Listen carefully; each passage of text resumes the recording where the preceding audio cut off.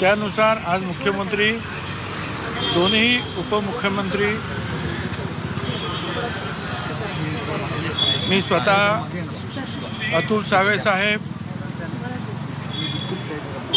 गिरीश महाजन, उदय सामंतजी, धनंजय मुंडे, पंकजाताई मुंडे, प्रकाश शेंडगे,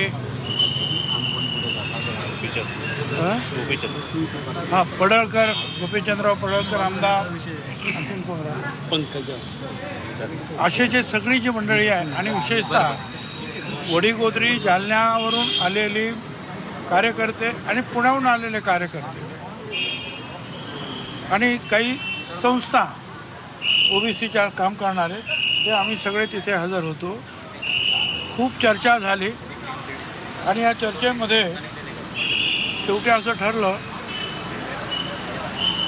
त्यांनी काही थोडक्यात ते सांगितलं मुख्यमंत्र्यांनी की खोटी सर्टिफिकेट कुणालाही दिली जाणार नाही. ते कुणबी दाखले असे असतील खोटे, आम्ही तपासू. देणे, तो खोटी सर्टिफिकेट घेणे आणि देणे हे दोघे पण गुन्हेगार असणार, त्याप्रमाणे कारवाई होईल. सर्व मराठा समाजाला सरसकट ओबीसी ही मागणी मान्य करता येणारच नाही, ती कायद्यात सुद्धा अजिबात बसणार नाही. कुणावरही आम्ही अन्याय होऊ देणार नाही.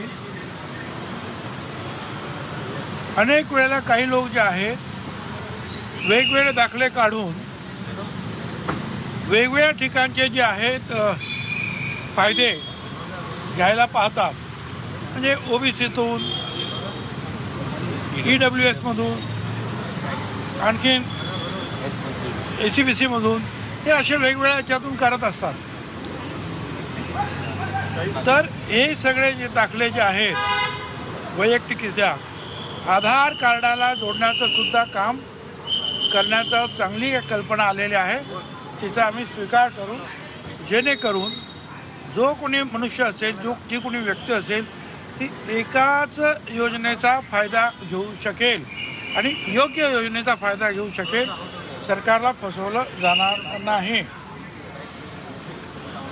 मंत्रिमंडळामध्ये जशी मराठा समाजाचे प्रश्न सोडवण्यासाठी मंत्र्यांची समिती आहे, तशी ओबीसी भटक्या विमुक्त समाजाच्या समस्या सोडवण्यासाठी समिती निर्माण करण्यात येईल.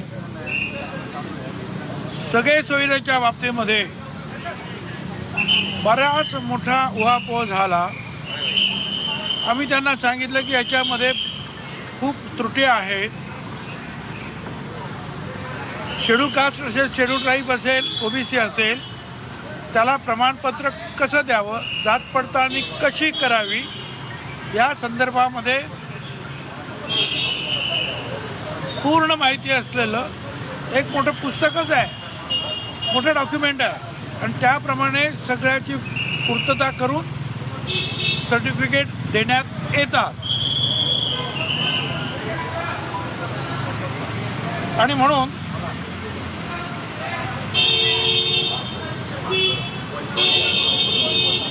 तर हे जे आहे सगळे सोयरेचे, आम्ही म्हटलं मग गरज काय, जर एक डॉक्युमेंट आपल्याकडे आहेच जे आज 20-25 वर्ष चालू आहे, त्याला कोणी चॅलेंज केलेलं नाही, तर मग दुसरं असं एक सगळे सोयरे तर वेगळं करण्याची आवश्यकता नाही. त्यांनी सांगितलं जरूर तुम्ही सगळ्या तुमची द्या माहिती. आणि आम्ही सांगितलं आहे त्याच्यामध्ये सुद्धा काही त्रुटी आहेत, आमच्या वकिलांचा सुद्धा आम्ही सल्ला घेतो. त्यांनी सांगितलं ते आणून द्या आमच्याकडे. आणि असंही ठरलं अधिवेशन काळामध्ये सर्व पक्षीय नेत्यांची एक बैठक घेऊन या सगळे सोयऱ्यांच्या बाबतीमध्ये सुद्धा काय करायचं आहे याचा निर्णय आम्ही घेऊ. कशा प्रकारे हा प्रश्न सोडवायचा आहे याचा निर्णय सर्व पक्षांना विश्वासात घेऊन चर्चा करू, अशा प्रकारचे जे आहे मुख्यमंत्र्यांनी आश्वासन दिलेलं आहे. त्यांनी हेही सांगितलं आम्ही मराठा समाजावर अन्याय करणार नाही, त्याचबरोबर विमुक्त, भटक्या विमुक्त आणि ओबीसी या समाजावर सुद्धा अन्याय करणार नाही, करू देणार नाही, अशी आमची भूमिका आहे.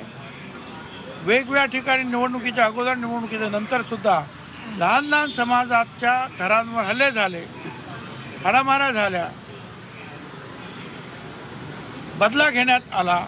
अजूनही ते प्रकार त्या जिल्ह्यांमध्ये सुरू आहे. त्या बाबतीमध्ये सुद्धा कडक कारवाई करू, हे सुद्धा जे आहे मुख्यमंत्री आणि उपमुख्यमंत्र्यांनी सांगितलेलं आहे. आता ही सगळी माहिती जी आहे तुमच्याद्वारे तर तिकडे जाईलच, पण काही मंत्री जे आहेत आम्ही उद्या पुण्याला पण आणि त्यांना वडीगोद्रीला जाऊन या सगळ्या गोष्टी समजावून सांगणार आणि त्यांना विनंती करणार की आमची सगळ्यांची विनंती आहे की तुम्ही आता इथे उपोषण समाप्त करावं, 2-4 दिवस आणखीन तुम्ही थोडंसं आराम करावा आणि त्यानंतर लवकरच इथे जी सर्वपक्षीय मिटिंग होणार आहे या सगळ्यांच्या संदर्भात, त्याच्यामध्ये सुद्धा तुम्हाला भाग घेता येईल. अशा प्रकारे आपण सगळी तयारी करूया. मुख्यमंत्र्यांकडून पुन्हा मंत्र्यांचं शिष्टमंडळ पुन्हा एकदा जालन्याला शिष्टमंडळ पुन्हा जालन्याला जाणार आहात, मात्र हे घेऊन जात असताना लेखी घेऊन जाणार आहे का? आणि त्यांची जी मागणी आहे की मुख्यमंत्र्यांनी स्वतः यावं, तर मुख्यमंत्री त्यांच्याशी स्वतः भेटायला जाणार आहेत. आम्ही मंत्रिमंडळ जे आहे जवळजवळ 7-8 मंत्री आहोत ते जाणार आहोत.